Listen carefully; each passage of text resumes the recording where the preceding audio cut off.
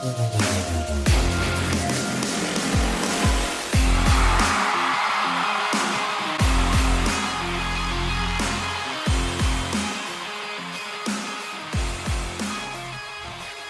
so the Colts just wrapped up against the Jacksonville Jaguars in a game that ultimately was so meaningless to the discussion about this Indianapolis Colts team that we're going to have moving forward that I actually recorded this before the game even started. So I don't know the result of the game or anything like that, but ultimately, what does it actually matter? We're going to talk about something else anyway, and while we can, of course, talk about kind of what the replacement or who the replacement for Gus Bradley is going to be, the potential replacement for Chris Ballard, we don't technically know those things are happening quite yet. So instead, what we're going to do is a little bit of a continuation from my last episode, and we're going to expand on some of what it is that I spoke about in said episode. I gave my thoughts on that one on that bombshell report from Zach Kiefer and James Boyd, where essentially we discovered that we had unnamed players, whistleblowers, veterans on this team, coming out and speaking about the direction of this organization while everyone was so concerned with that one comment by player X talking about how this organization has no vision, right? No direction. I was far more interested in unnamed player Y's commentary on how the Colts handled the benching of Anthony Richardson. Now, before I even reiterate my take, my wonderful take, my amazing take, one of the great takes I've ever given on this show, before I even go that route, allow me just to give the cliff notes for those of you that were not here.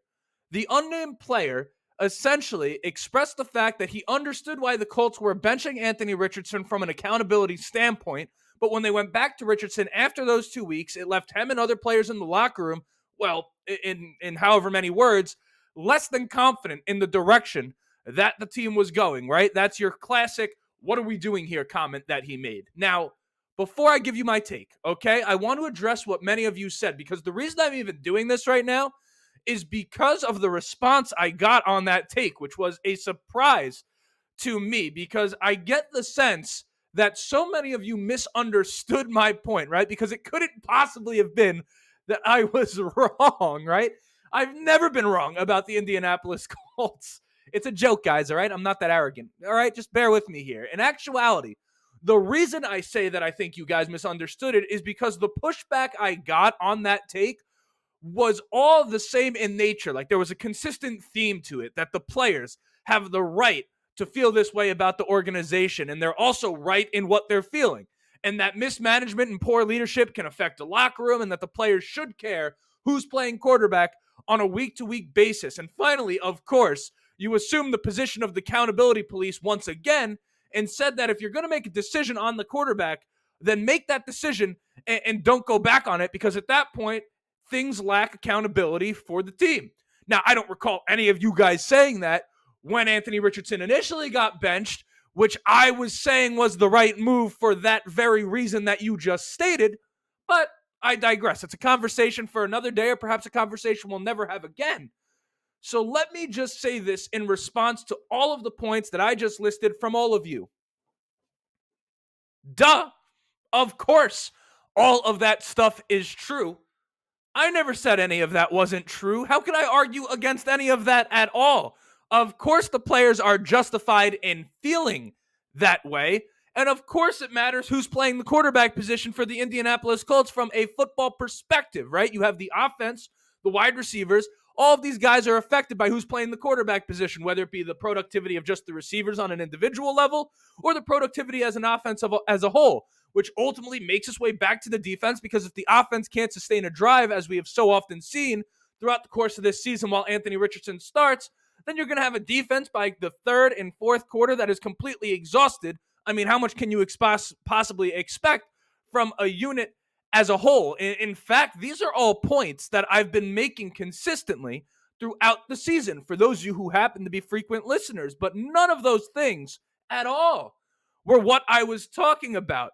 What I was speaking to is something you won't get from any other Colts talking head anywhere. For whatever reason, I don't know, but I was speaking to accountability amongst the players, right? Because it is one thing, as you say, to be justified in your feelings on a situation. Like, as a player, if you feel things are going the wrong way with organization, That's all good and well. But it's another thing for the actions that you take as a result of those feelings to be right and or justified. And I simply argue for you that the actions taken by the Colts players in response to those feelings were wrong. And for a very simple reason. For a moment, as a player, if you're on the Indianapolis Colts right now, can we for once just forget about what the team is doing, the organization is doing? How about we focus a little bit on what it is that you're doing? That was my point, and that was the one that I think rubbed a lot of you the wrong way. But everyone thinks of this idea of accountability as a pointing of the finger, as to saying, this is what's wrong, that's what's wrong, this is what's wrong. But that's just one side of accountability. Personal accountability is very real too. And my question to the players on the Indianapolis Colts is simple. Forget about the coach, forget about the GM. Are you, as players, doing everything you can do to steer this ship in the right direction? It's one thing to care about who's playing the quarterback position. I'm not saying that should have no effect on a team whatsoever. But at the same time, if you're talking about being the best that you can be, putting your best foot forward, you can only control what it is that you can control. So if you're playing corner or safety or linebacker or defensive line, if you're playing any position on the team that goes out and plays on the field, what the head coach does ultimately is out of your control. So if you're a person starting at position Y, then ultimately it should not matter to you who is starting at position X from this perspective.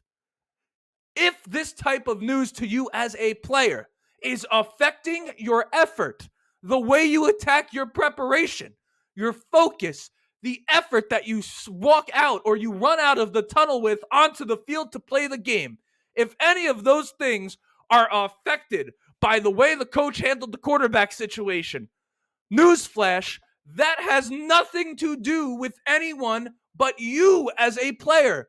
It's your fault if you come out and stink up the bed, okay? When you have a guy like Julian Blackmon out here talking about how he put out good tape this year, or Zaire Franklin going on the trenches and celebrating after victories and not wanting to talk about losses, okay?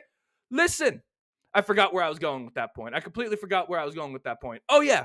You don't hear them when they have a good day talking about the direction of the organization. Only when they have a bad day do they decide to go out there and point the finger. So if as a player, you have a problem with the way things are going, great. Talk to your agent. Shut the heck up and settle it in the offseason. Get traded, don't re-sign, whatever the hell it is. That's not discussion to be had publicly during the season, particularly when you're in the thick of things. Like when the Colts started this thing, right? Because it wasn't just this report. Remember earlier in the season after the Buffalo Bills game, was it, or the Vikings game? I think it was the Bills, where you had Kenny Moore and Julian Blackmon coming out and speaking out, and you kind of had some players really, publicly kind of questioning the organization and the direction of the team. Now, again, if they're justified in feeling that way, that's one thing. But what did I say before? My argument isn't that whether or not they're justified in feeling that way. It's, is that the right thing to do? Like, is doing that publicly and creating all this noise and this mess in the media, is that contributing to the winning that we want to do? Is that helping the cause at all as a player? How about that game versus the New York Giants? The blatant lack of effort and focus that this defense came onto that field with in a do-or-die situation, let alone moments like Jonathan Taylor dropping the ball against Denver or missed tackles throughout the season, or consistently allowing opposing offenses and backup quarterbacks to convert on 3rd and a mile, okay? Are we going to blame the way they handled the quarterback situation? Are we going to blame that lack of effort and all that stuff on the way the quarterback situation was handled, or on the way the front office is handling things? How in the world does that make any sense whatsoever, okay? I'm not letting them off the hook for that, okay? Because as a player on this team, when you say that this organization has no vision, don't forget that this organization has consistently invested in you, the players, okay? As fans, what are one of the things we look at Chris Ballard and say we wish he wasn't doing this? Consistently bringing back the same group of guys that fall short over and over again. So we give the players chance after chance, time and time again, to turn this thing around. We prioritize that continuity. So make no mistake, as a player, when you say that there is no vision, that vision, albeit not a winning one, clearly is run through you. Okay? If there's no vision, there is blood on your hands, because ultimately, when things go well as a player, you want to take credit for it. But when they go bad, all of a sudden we're looking everywhere else. Okay? And while you guys want to sit here and blame the head coach, who of course has a role in all of this, okay, we can't pretend it's the first season where we've heard this same type of nonsense from the players. So while everyone is sitting here is saying Shane lost the locker room, which may be true, I'm simply proposing to you a simple question to chew on until the next time I speak to you. Did Shane lose the locker room, or was the Indianapolis Colts locker room already lost far before Shane Steichen ever took over as the head coach of this team? I mean, we use the word accountability so often as a fan base, I'm not so sure we know what that word means. I mean, the type of stuff that we see from these players is just as much a part of the reason that we are losing than anything else, if not more so. And I'm not going to let the fan base be convenient in their evaluation of who it is that they decide to hold accountable and who it is that they don't decide to hold accountable, particularly when one of those guys is the young quarterback who, to me, is becoming increasingly clear is the guy that people like Kenny Moore and Julian Blackmon and others were referring to all along after that Bills game. Remember, we were trying to figure out who it was, and everyone was sitting there saying it was Joe Flacco and Shane Steichen. Well, perhaps did we consider they were talking about Anthony Richardson? Because to me, at this point, it seems like that's exactly who it is that they were talking about when you couple those comments with player Y and his comments on how the organization handled the benching and then unbenching of Anthony Richardson. So that right there is how I felt. Hopefully that was a little bit more clear. I mean, listen, I try my best, but I do understand. I'm just live to recording. I come here, I record, I upload it, you have it. And I'm a victim as much as I try to maybe not being the most clear all the time. But I'm not going to sit here and let you guys say that that was a bad take. That was one of the great takes you've ever gotten from me. You cannot get that anywhere else at all. Now, that's all I've got for this episode. What a weird way to end it. Like, subscribe, all that stuff if you haven't yet.